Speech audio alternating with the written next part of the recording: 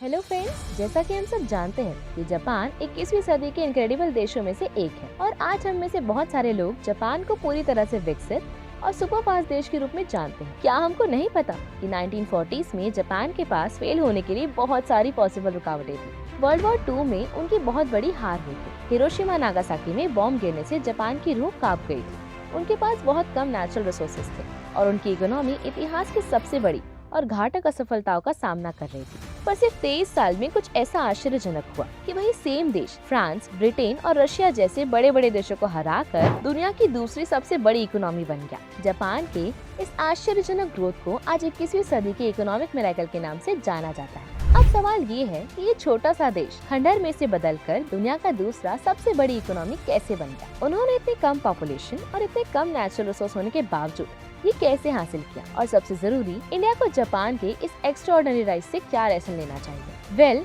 ये कहानी हमको पीछे 1945 के दिनों में ले जाएगी, जब डिस्ट्रक्टिव सेकेंड वर्ल्ड वॉर खत्म हुआ था। जापानीज को अलाइड पावर्स के हाथों बड़ी हार का सामना करना पड़ा था। और अगर आपको याद हो कि वर्ल्ड वॉर 2 में क्या हुआ था, तो जापान के लिए 1945 में हिरोशिमा नागासाकी में भयानक बॉम्बिंग के रूप में खत्म हुआ था। इमेजिन करें कि बॉम्बिंग्स और युद्ध में हार के बाद जापान एक देश के रूप में पूरी तरह से तहस नहस हो गया था। मिलिट्री फोर्सेस भंग हो गई थी, जिससे 1.3 करोड़ लोग बेरोजगार हो गए थे। जो फैक्ट्रीज मिलिट्री को आर्म्स और गुड्स सप्लाई करती थी, उनका बिजनेस खत्म हो गया था। देश का पर कैपिटा जीडीपी युद्ध के पहले के समय के कंपैरिजन में 45% कम हो गया था और इंडस्ट्रियल प्रोडक्शन 90% कम हो गया था। इसका नतीजा ये हुआ कि देश भर में भूखमरी, अकाल और गरीबी फैल गई।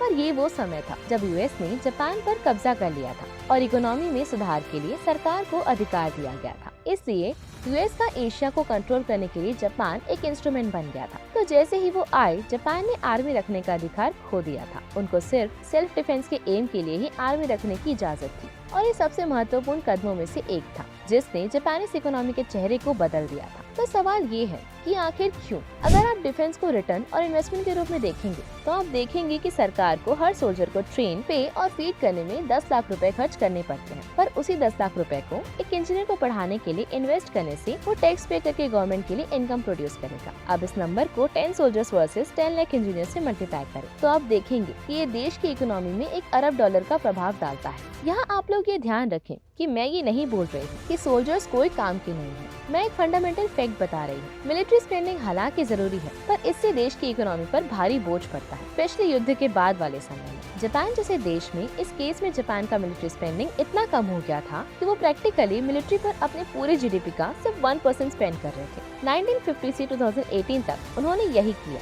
अब यहाँ पर सवाल ये है कि जापान वर्ल्ड वॉर 2 के बाद बर्बाद हो गया था, राइट? तो इन लोगों को जॉब कहाँ से मिली? यहाँ पर देवी और सज्जनों जापान किरित्सु मॉडल के साथ आए और इस सिस्टम ने कुछ बहुत शक्तिशाली जापानीज कंपनीज को दुनिया में बढ़ावा दिया, जैसे निप्पॉन स्टील, टोयोटा और मित्सुबिशी। तो सवाल ये है कि इस सिस्टम में ऐसा क्या स्पेशल था और ये कैसे काम करता है? अगर आप देखेंगे कि 1960s में अमेरिका में ऑटोमोबाइल इंडस्ट्री कैसे ऑपरेट हुआ करती थी, तो आपको पता चलेगा कि जनरल मोटर्स जैसी एक बड़ी कार कंपनी के पास बहुत सारे सप्लायर्स थे और उन सप्लायर्स के पास मैन्युफैक्चरर्स होंगे, जिनके पास फिर कच्चे माल के लिए सप्लायर्स होंगे। और इन यूएस कंपनीज ने कट थ्रोट कॉन्ट्रैक्ट और कॉस्ट एफिशिएंसी के साथ काम किया। एग्जाम्पल के लिए, अगर जनरल मोटर्स के पास सनरूफ सप्लायर है, तो इस सनरूफ सप्लायर के पास अपने कच्चे माल के लिए सप्लायर होंगे, जैसे ग्लास सप्लायर, स्क्रू मेकर्स और सेमीकंडक्टर सप्लायर्स। और फिर उनके अपने खुद के सप्लायर्स होंगे, जैसे स्टील सप्लायर्स और सिलिकॉन सप्लायर्स। अब जनरल मोटर्स सनरूफ कंपनी के साथ डील करेगी, जहां वो $40 पर सनरूफ के साथ 5 साल के लिए कॉन्ट्रैक्ट साइन करेंगे।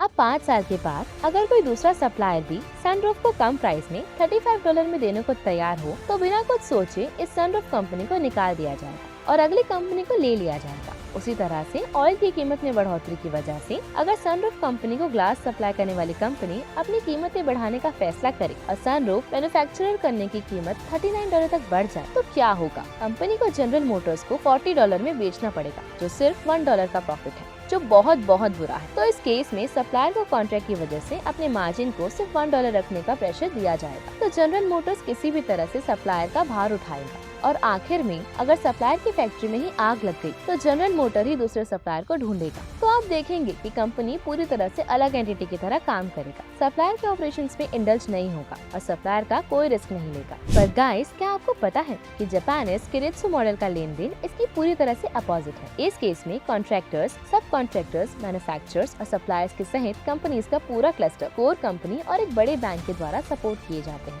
इस ग्रुप ने किरित्सु को बनाया था और इन सारे एंटिटीज के मालिक ने दूसरे के बिजनेस को ले लिया था। एग्जाम्पल के लिए टोयोटा सप्लायर के बिजनेस में 4% का स्टेक रख सकता है। सप्लायर टोयोटा के साथ 0.4% कमाएगा। सप्लायर फिर मैन्युफैक्चर की कंपनी में 0.25% का स्टेक लेगा और उनका सपोर्टिंग मेजर बैंक इन सारी कंपनीज में स्टेक ओन करेगा। और यूएस कंपनीज के जैसे सिर्फ 5 साल जैसे कम समय के लिए कॉन्ट्रैक्ट के बजाय टोयोटा अपने सप्लायर के साथ 20 साल से 30 साल के लंबे समय के लिए रॉक सॉलिड रिलेशनशिप्स बनाएगा और अमेरिकन कंपनीज की तुलना में बहुत सुंदरता से एक साथ फंक्शन करेगा।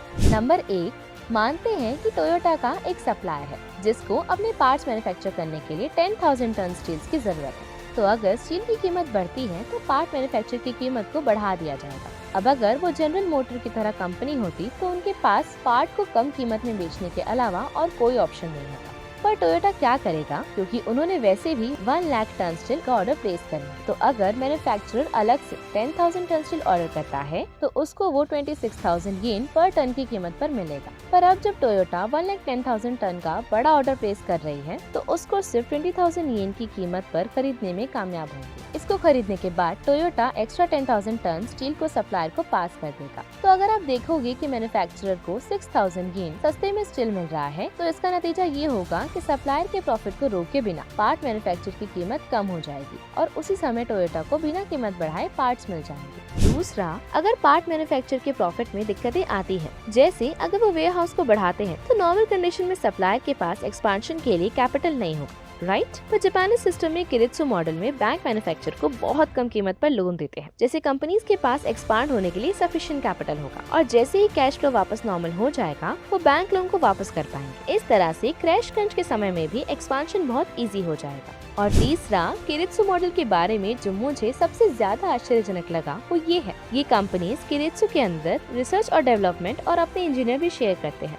और यहाँ पर just in time system game changer की तरह आता है। इसके बारे में आपको बता दूं कि टोयोटा ने just in time manufacturing model को परफेक्ट बनाने के लिए $1 मिलियन खर्च कर दिए थे। और जिनको नहीं पता है उनके लिए 1990s में car manufacturing just in case method में किया जाता था। जैसे कि अगर एक कार के 3 कलर वेरिएंट्स होते हैं तो वहाँ पर 500 रेड कार्स, 300 ब्लैक कार्स और 200 व्हाइट कार्स ऑलरेडी मैन्युफैक्चर होकर वेयर हाउस में स्टोर होंगी और जैसे ही ऑर्डर प्लेस करेंगे कार आपको हैंड ओवर कर दी जाएगी। पर जस्ट इन टाइम सिस्टम में सिर्फ आपके पास ब्लैक कार के लिए ऑर्डर प्लेस करने के बाद ही सप्लायर के पास सारे स्पेयर पार्ट्स ऑर्डर किए जाएंगे। मशीन स्टार्ट होंगी और फिर पूरी कार मैन्युफैक्चर होगी और फिर उसको ब्लैक पेंट किया जाएगा। इस तरह से कस्टमर का वेटिंग टाइम बढ़ जाएगा पर उसी समय ये प्रोडक्शन कॉस्ट को बहुत कम कर देगा। क्यों? नंबर 1, इससे वेस्टेज बहुत कम हो जाएगा। तो इस सिस्टम में ऐसा नहीं होगा कि ब्लैक कार्स के लिए वेटिंग लिस्ट होगी और रेड कार्स बिना किसी डिमांड के वेयर हाउस में स्टॉक होंगी। 200 ब्लैक कार्स को ऑर्डर किया जाएगा तो एग्जैक्टली 200 ब्लैक कार्स ही बनाई जाएंगी। अगर रेड कार के लिए कोई ऑर्डर नहीं होगा तो एक भी नहीं बनाई जाएगी। दूसरा बेनिफिट एक्स्ट्राऑर्डिनरी कॉस्ट कटिंग है। सिंपल वर्ड्स में अगर आप 300 कार्स को प्लेस करने के लिए जमीन का साइज देखेंगे तो आपको रियलाइज होगा कि वो स्पेस बहुत बड़ा है। उसी तरह से जब आप 200 डेड कार्स बनाने के लिए यूज होने वाले labour, inventory, raw material, electricity को देखेंगे तो जब कार की बात होगी तो वो आपको पागल कर देने वाला है। और उससे भी बढ़कर आप मैन्युफैक्चरिंग का लोन लेते हैं तो इंटरेस्ट रेट फिर से आपके प्रॉफिट्स को मार देगा। तो इस वेस्टेज की कीमत और अतिरिक्त ब्याज को प्रोडक्ट की कीमत को बढ़ाकर कस्टमर्स को पास कर देते हैं। पर जस्ट इन टाइम सिस्टम में वेयर हाउस में डेड स्टॉक रखने के सवाल ही नहीं उठते हैं। वही सेम प्रोडक्शन को कम कीमत, कम मैन पावर, कम लैंड और कम कैपिटल पर किया जा सकता है। इनफैक्ट ये सिस्टम इतना ज्यादा इम्पैक्टफुल है कि दूसरी कंपनीज जो GIT यूज करती थी ने अपनी इन्वेंट्री को 50% कम कर दिया था और उनका लीड टाइम 80% कम हो गया था। आखिरकार उनको उनके प्रॉफिट मार्जिन्स पर बहुत ज्यादा इंक्रीज दिखा। इस केस में 1955 से ही प्रोडक्शन इतना ज्यादा बढ़ गया था कि उन्होंने 1955 में 22,786 कार्स बनाई थी। 1956 में 46,417 कार्स बनाई थी 1957 में 17,856 कार्स बनाई थी और 1965 तक उन्होंने 2000% तक का प्रोडक्शन ग्रोथ अचीव कर लिया था। उन्होंने 4,77,643 कार्स 1965 में प्रोड्यूस की थी। ये टोयोटा के द्वारा बनाया हुआ जीनियस मॉडल था, जिसके कारण वो दुनिया का सबसे बड़ा ऑटोमोबाइल मैन्युफैक्चरर बन गया था। और आपको बता दूं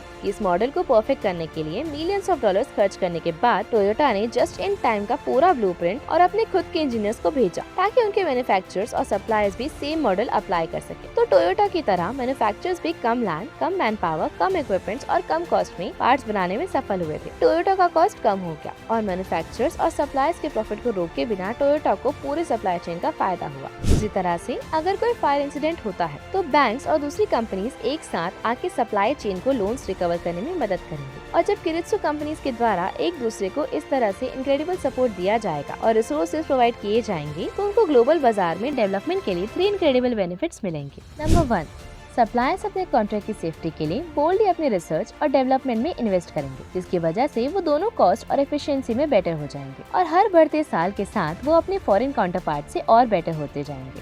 नंबर 2, लगातार फायदे की वजह से कंपनीज पर्क्स, इंक्रीज सैलरीज और एक्स्ट्रा बेनिफिट्स के रूप में प्रॉफिट को एम्प्लॉयज को पास कर पाएंगे। और आखिरी और सबसे जरूरी, क्लोज नीड सपोर्ट कोऑर्डिनेशन और रिसोर्स शेयरिंग की वजह से सप्लाई चेन के सारे एंटिटीज पैसे कमा पाएंगे और उसी समय कॉस्ट कटिंग और कॉन्ट्रैक्ट जैसे शॉर्ट टर्म गोल्स पर फोकस करने के बजाय उन्होंने दुनिया के सबसे अच्छे प्रोडक्ट्स बनाने पर फोकस किया। और ये कहने की जरूरत नहीं है कि जैसा कि हम सब ने देखा है कि टोयोटा, सोनी और निंटेंडो जैसी किरित्सु कंपनीज ने न ही सिर्फ जापान को बल्कि पूरी दुनिया पर ही शासन किया। और केक में चेरी ये है कि जब अमेरिका ने जापान को यूएस में प्रोडक्ट बेचने दिया तो जापानीज ने ये इतने अच्छे से किया कि उन्होंने दुनिया की बड़ी ऑटोमोबाइल, इलेक्ट्रॉनिक्स और शिप बिल्डिंग जैसी कंपनीज को हरा दिया। इसका नतीजा ये हुआ कि इन किरित्सु जैसे मित्सुबिशी, निसान और टोयोटा जैसी कंपनीज की वजह से मिलियन लोगों को जॉब मिला, प्रोडक्ट का एक्सपोर्ट बढ़ा और जापान ने इतनी तेजी से ग्रो करना शुरू किया कि सिर्फ 22 साल में वो दुनिया की दूसरी सबसे बड़ी इकोनॉमी बन गया। और आखिरी और सबसे जरूरी कि जापानीज लोगों का इनक्रेडिबल इमोशन था, जिसने उनकी इकोनॉमी पर एक्स्ट्रा ऑर्डिनरी इफेक्ट डाला।